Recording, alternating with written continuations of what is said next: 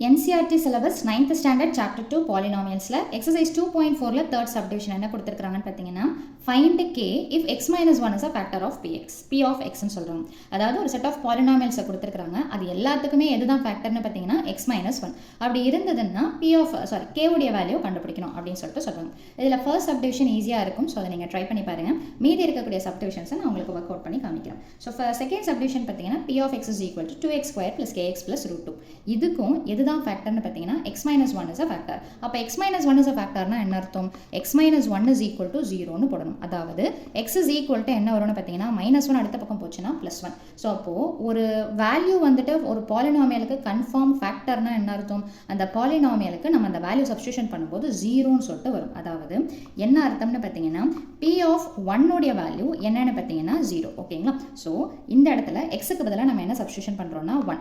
கண்டிப்பா அது ஃபேக்டரா இருக்கிறதுனால அந்த டோட்டல் பாலினாமியலுக்கு நம்ம சப்ஸ்டியூஷன் பண்ணும்போது ஆன்சர் 0ன்னு சொல்லிட்டு வரும். இப்போ என்ன பண்ணணும் அப்படின்னு பார்த்தீங்கன்னா இந்த p of x வர இடத்துல நான் என்ன சப்ஸ்டியூஷன் பண்ணியிருக்கிறேன்னா 1. இப்போ இந்த p of x உடைய வேல்யூ என்னவோ அதை அப்படியே இந்த இடத்துல நம்ம சப்ஸ்டியூஷன் பண்ண போறோம். ஸோ அப்போ என்ன அப்படின்னு பார்த்தீங்கன்னா 2 x ஸ்கொயருக்கு பதிலாக என்ன போடுறீங்கன்னு பார்த்தீங்கன்னா 1 ஸ்கொயர் பிளஸ் கேவை அப்படியே வச்சுக்கோங்க. எக்ஸுக்கு பதிலாக 1 பிளஸ் ரூட் 2. ஸோ இது ஃபேக்டர்ன்றதுனால இந்த கொஸ்டின்ல இந்த 1ன்னு சொல்லிட்டு சப்ஸ்டியூஷன் பண்ணும்போது ஆன்சர் என்ன வரும்னு பார்த்தீங்கன்னா 0.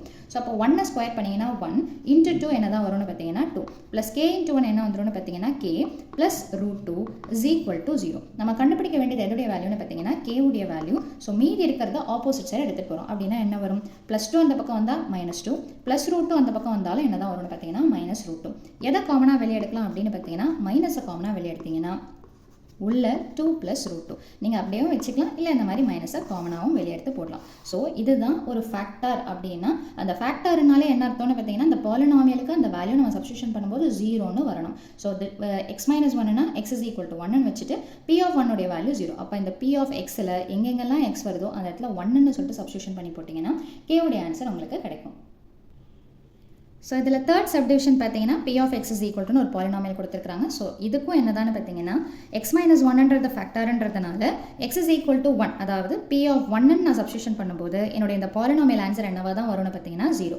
ஸோ p of xக்கு பதிலாக 1ன்னு போட்டேன்னா இப்போ இந்த p of x வேல்யூவை அப்படியே இந்த p of 1க்கு கீழே சப்ஸ்டியூஷன் பண்ண போகிறோம். ஸோ அப்போ k எங்கெங்கெல்லாம் x வருதோ நான் என்ன பண்ண போகிறேன்னு பார்த்தீங்கன்னா 1ன்னு சொல்லிட்டு சப்ஸ்டியூஷன் பண்ண போகிறேன். ஸோ அப்போ k 1 ஸ்கொயர் அடுத்தது பார்த்தீங்கன்னா -√2 xக்கு பதிலாக 1 + 1 is equal to 0.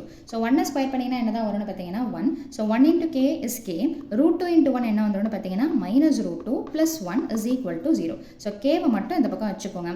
மீதி இருக்கிறது ஆப்போசிட் சைடு போகும்போது சிம்பிள் ஆப்போசிட்டாக மாறும். அப்போ -√2ன்றது +√2 ஆகவும் +1ன்றது -1 ஆகவும் வரும். ஸோ இந்த சமக்கு k உடைய வேல்யூ என்னன்னு பார்த்தீங்கன்னா +√2 -1.